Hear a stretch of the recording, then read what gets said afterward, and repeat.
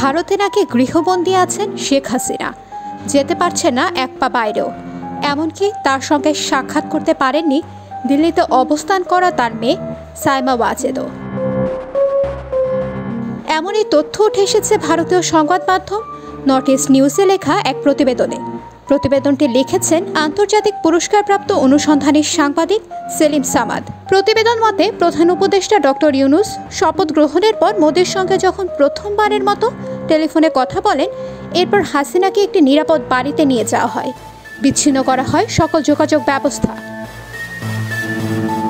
সূত্রটি আরও জানিয়েছে, হাসিনার ওই বাড়ির বাইরে যাওয়ার অনুমতি নেই, এমনকি ঘাটের ভেতর সেনাদের জন্য থাকা একটি সুপার শপেও যাওয়ার সুযোগ পান না তিনি আরও লিখেছেন, শেখ হাসিনার মেয়ে সাইমা ওয়াজেদ বিশ্ব স্বাস্থ্য সংস্থার আঞ্চলিক পরিচালক হিসেবে দিল্লিতে অবস্থান করছেন, কিন্তু তিনি এখন পর্যন্ত তার মায়ের সঙ্গে দেখা করার সুযোগ পাননি।